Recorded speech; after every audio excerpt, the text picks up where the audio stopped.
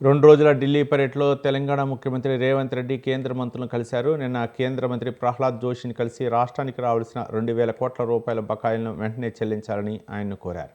మంత్రి ఉత్తమ్ కుమార్ రెడ్డితో కలిసి ఆయన రెండో రోజు ఢిల్లీలో పర్యటించారు. పౌర సరఫరాల శాఖకు సంబంధించిన బకాయిలను వెంటనే చెల్లించాలని కోరారు.